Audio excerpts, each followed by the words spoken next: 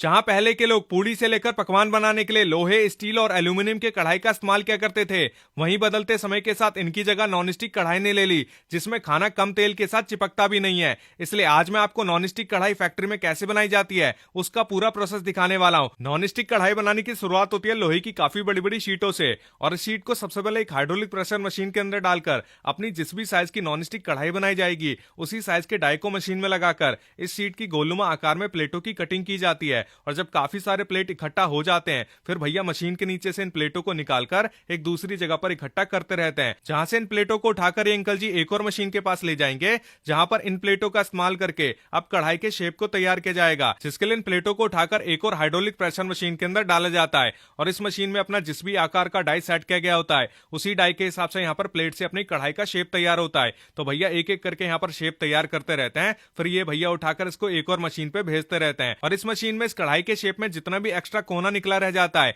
उसकी प्रॉपर तरीके से यहाँ पर छिलाई की जाती है, और छिलाई करने के बाद फिर इसको अगले प्रोसेस के लिए भेजा जाता है, जहां पर इसके जितने भी खुरदुरे कोने होते हैं जिससे किसी का हाथ ना कट जाए, इसी कारण उसको यहाँ पर स्मूथ किया जाता है। तो इसके कोनों को अच्छी तरीके से स्मूथ करने के बाद इसको उठाकर एक और मशीन पर रखा जाता है, जहां पर इसके दोनों साइडों पर एक लोहे के पार्ट को वेल्ड किया जाएगा, ताकि इसको उठाने के लिए, इसको पकड़ने के लिए हैंडल को जोड़ा जा सके। इसके बाद इसके अगले प्रोसेस में ये जो अपनी लोहे की अभी नॉर्मल सी कढ़ाई है, इसको नॉन स्टिक बनाने के लिए इस पे टेफ्लॉन नाम की कोटिंग चढ़ाई जाती है, और इसी कोटिंग की वजह से अपनी जो नॉर्मल सी कढ़ाई होती है वो नॉन स्टिक बन पाती है। तो सभी लोहे की कढ़ाई के ऊपर एक एक करके टेफ्लॉन कोटिंग चढ़ाने के बाद अब इसको सुखाने के लिए एक ट्रे में लगाकर रख दिया जाता है, और तकरीबन 2 घंटे तक इसे ऐसे सुखाया जाता है। और 2 घंटे के बाद जब ये कोटिंग पूरी तरीके से सूख जाती है, फिर इसको पकाने के लिए भट्टी के पास ले जाया जाता है। जी हाँ, अभी इसकी कोटिंग को पकाया भी जाएगा, तभी अपनी जो नॉन स्टिक कढ़ाई है वो पूरी तरीके से बनके तैयार होगी। तो भैया एक एक करके इसको इस मशीन में डालते रहते हैं, ताकि इस कढ़ाई के ऊपर अपनी जितनी भी टेफ्लॉन कोटिंग होती है वो चारों तरफ से अच्छी तरह से पक जाए। और इस प्रोसेस में काफी ज्यादा टाइम भी लग जाता है,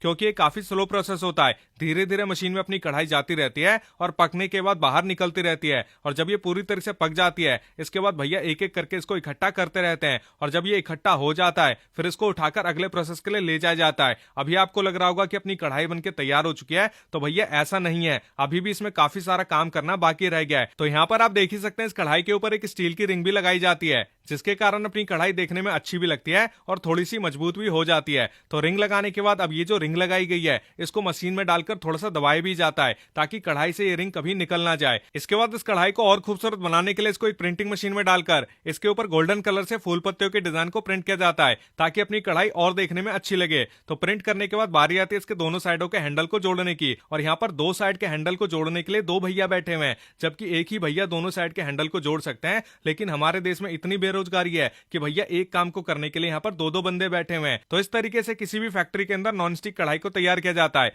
अगर आपको ये वीडियो पसंद आई तो वीडियो को लाइक करिएगा, और ऐसी और वीडियो देखने के लिए हमारे चैनल को फॉलो भी कर लीजिएगा। साथ ही साथ इस वीडियो को अपने दोस्तों के साथ शेयर भी करिएगा। Thank you.